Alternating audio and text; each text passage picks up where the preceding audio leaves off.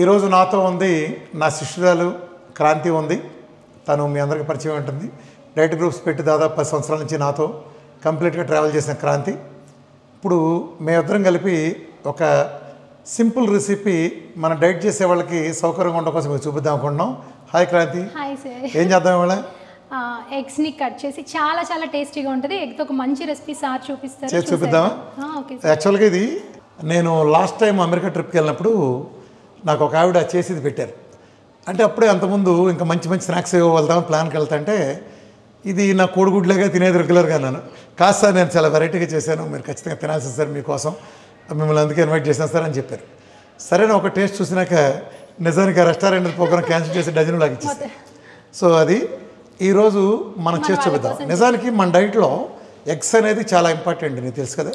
నేను డే 1 నుంచి వీఆర్కే డైట్లో నేను ఎగ్స్ అని చాలా చెప్పేవాడు. 10 నుంచి 15 అయినా మీరు 25 తినండి అని పెడితే ఎంత మెరకల్స్ వస్తాయో తెలుసు. ఎగ్స్ ఎంత తింటే అంత మంచిది. సో ఒక్కొక్కటి 1 by 1 ఇక నుంచి ఎన్నాళ్ళు నేను చెప్పలేదు, కానీ ఇక రెసిపీస్ ఎలా చేసుకోవాలో కూడా వీఆర్కే డైట్ రెసిపీస్ కూడా మన డైటర్స్ కోసం తేలిక వంటకో చెప్తున్నాం. ఈరోజు నాతో పాటు నేను క్రాంతి కలిసి ఎగ్గు సంబంధించి ఒక స్పెషల్ డిష్ ఒకటి మీకు చెప్తాను. మామూలుగా అందరికీ ఉడకబెట్టిన గుడ్లు తినడం అంటే 2 తిన్నా బోరు, లేదా 4 తిన్నా బోరు అంటారు, లేదా 2 రోజులు తిని 3వ రోజు అని అంటారు. వెగటగా అనిపిస్తుంది అంటే లాంగ్ రన్లో తింటే. కొంతమంది కంఫర్ట్గా తింటారు, కానీ కొంతమంది అలా చెప్తారు. దాన్ని మనం వెరైటీగా మార్చి టేస్టీగా ఇస్తే వాళ్ళు ఎన్ని నెలలైనా సరే తింటారు. ఈ రెసిపీ చాలా బాగుంటుంది. ఒకసారి నేను క్రాంతి మీకు ఇప్పుడు చేసి చూపిస్తాం. ఈ రెసిపీ కోసం మనకు కావాల్సిన అన్నీ ఏంటంటే, ఫస్ట్ గుడ్లు వాటిని ఉడకబెట్టి నిలువుగా కట్ చేసుకోవాలి. అలాగే sea salt, next natural butter కానీ లేదా అన్సాల్టెడ్ బటర్ కానీ, అలాగే పెప్పరు, ఇంట్లో చేసిన మసాలా, చాలా చిన్నదిగా కట్ చేసిన ఇసుకరినంత కట్ చేసిన అల్లం, అలాగే వెల్లుల్లి. ఇది ఇక్కడ ఉన్న ఇంగ్రీడియంట్స్ బేసికల్గా. కొంచెం ఎల్లోని క్రాంతి చాలా జాగ్రత్తగా తోడు, వైట్కి డ్యామేజ్ కాకుండా నైస్గా స్పూన్ పెద్దది అవుతుంది కాబట్టి మీరు వెనక నుంచి ఇలా తీసుకోవచ్చు. అలా తీసేసి రైట్ నైస్. మళ్ళీ వైట్ పాడవకూడదు, నేను కట్ అయింది కదా, అలా అవ్వకుండా చూసుకో, మ్యాక్సిమం కట్ అవ్వకుండా చూసుకో, చాలా సెన్సిటివ్గా.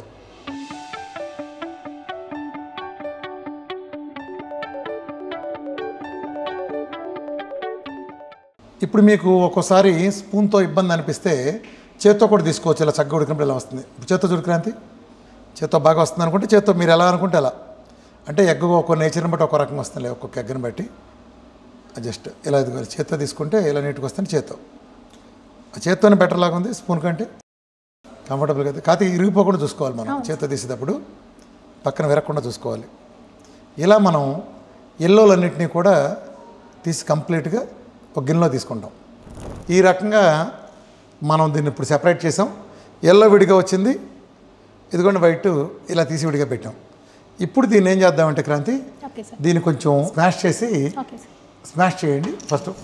చిన్నగా అంటే ఆల్మోస్ట్ పౌడర్ ఫార్మేట్, అంటే పూర్తి పౌడర్ లాగా అవ్వదు, బట్ వీలైనంత పౌడర్ ఫార్మేట్ వచ్చేట్లుగా చిన్నమాలి దాన్ని. వీలైనంత వరకు చాలా చిన్నదిగా వచ్చేటట్టుగా, చిన్న ముక్కలు వచ్చేట్టుగా ఇలా చేయండి.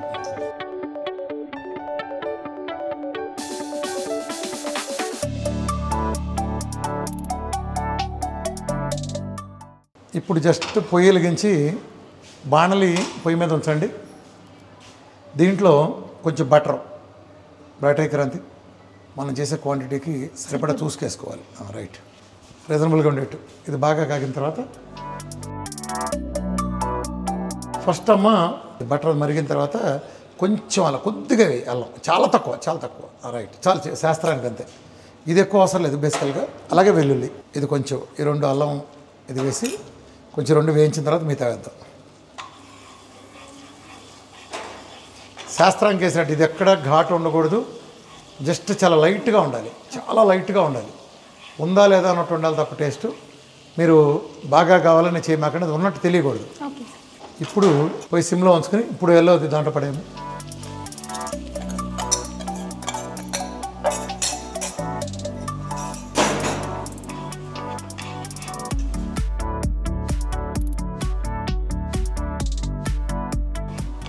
ఇలా సన్న సెగన ఉన్నప్పుడే జాగ్రత్తగా వేయించుకుని కొద్దిగా పెప్పర్ వేయము.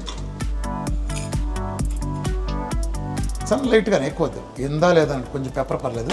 సాల్ట్ కూడా చాలా తక్కువ, ఎక్కువ వేయద్దు, చాలా తక్కువ.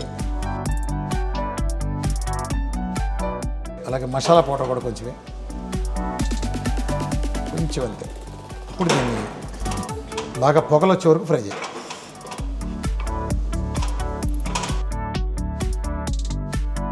పొగలు రావాలి మనకి.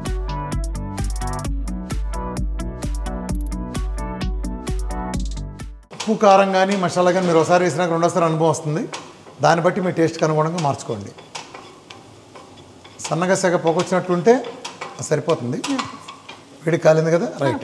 కాపేసి తీసేసి ఇప్పుడు మనం దీన్ని తీసుకొచ్చిన తర్వాత దీన్ని ఒక గిన్నెలో తీసుకో.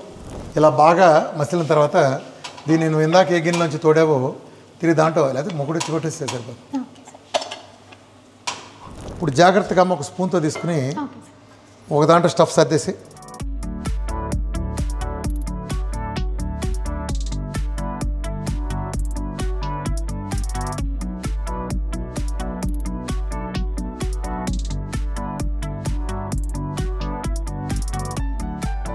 ఇలా సర్దుకోండి. ఇలా మొత్తం మీరు ఎక్కడి నుంచి అయితే తోడారో ఎల్లోని తిరిగి అదే ప్లేస్లో చేత్తో కానీ లేకపోతే స్పూన్తో మీకు అన్నింటి చూసుకోండి.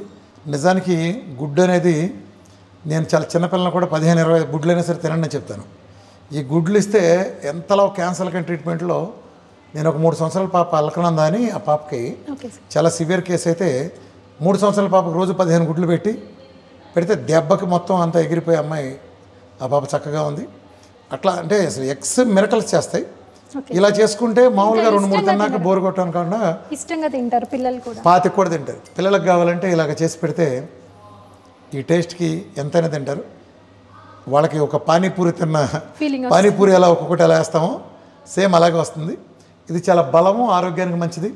దీంతోపాటు ఏంటంటే బటర్ కూడా వెళ్తుంది, ఆ ఫ్యాట్ కూడా కన్సంప్షన్ అవుతుంది. దీంట్లో ఆల్రెడీ ఎగ్గెల్లో ఫుల్ ఫ్యాట్ ఉంటుంది. దీన్ని యాక్చువల్గా మనం అల్లం వెల్లుల్లి కలిపాం, కానీ అల్లం వెల్లుల్లి కలపకుండా జస్ట్ సాల్ట్ కొంచెం, కొద్దిగా పెప్పరు, కొద్దిగా మసాలా పౌడరు, ఏమీ లేకపోతే పెప్పర్ సాల్ట్ వేసుకున్నా కూడా మీరు ఫ్రై చేసుకున్నా చాలా బాగుంటుంది. బట్ నెయ్యితో కానీ కొబ్బరి నూనెతో వాటితో కాకుండా బటర్తోనే చేసుకోండి. బటర్తో అయితేనే చాలా బాగుంటుంది టేస్ట్గా. దీని టేస్ట్ రావాలంటే మళ్ళీ మిగిలినట్టుకంటే కూడా బటర్, హోమ్ మేడ్ బటర్ ఉంటే మంచిది. లేనప్పుడు అన్సాల్టెడ్ బటర్ కూడా ఏదైనా వాడుకోండి దీనిలాగా. దీంతో మీరు ఒక్కోటి ఇలా ప్లేట్ పెట్టిస్తే పానీపూరీలు దాంట్లో పిల్లలు మీరు బ్రేక్ఫాస్ట్ బదులు కనుక ఈ రెసిపీ ఓపికగా చేసిస్తే పిల్లలకి ఎంత బలం అంటే అంత బలం. ఎందుకంటే కోడిగుడ్లో లేని బలం లేదు. ప్రపంచంలో కల్లా చీపెస్ట్ అండ్ హయ్యెస్ట్ క్వాలిటీ అని ఉందంటే చీపెస్ట్గా ఉంటుంది, మళ్ళీ సేమ్ టైం చాలా చౌకగా ఉంటుంది. అత్యంత చౌకైన అత్యంత బలమైన ఆహారం కోడిగుడ్డు. ఇదిగో ఇది ఇప్పుడు కోడిగుడ్డు చక్కటి స్టఫ్ రెడీ. క్రాంతి చెరువు టేస్ట్ చేద్దాం. బట్టి నేను తీసుకుంటాను, ఒకటి తీసుకో.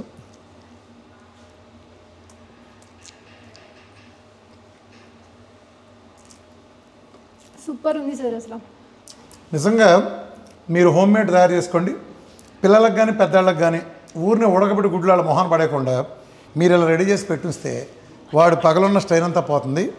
అలాగే కోడిగుడ్డు ప్యూర్ వెజిటేరియన్. గీత ఇచ్చిన పాలు వెజిటేరియన్ అప్పుడు కోడి పెట్టిన గుడ్డు కూడా వెజిటేరియనే. కొంతమంది తెలియక ఇందులో జీవం ఉందనుకుంటారు. ఫారం గుడ్డు అయితే దాంట్లో జీవం ఉండదు. కంకరాళ్ళన్న పొదిగి పిల్లలను పెడతాయి కానీ కోడిగుడ్డు పొరపాటు కూడా పెట్టదు. ఇది బెండకాయ కంటే కూడా భయంకరమైన వెజిటేరియన్. కాబట్టి వెజిటేరియన్, నాన్ వెజిటేరియన్ లేకుండా అందరూ ఎగ్స్ని తీసుకోండి. సంపూర్ణ ఆరోగ్యంగా ఉండండి.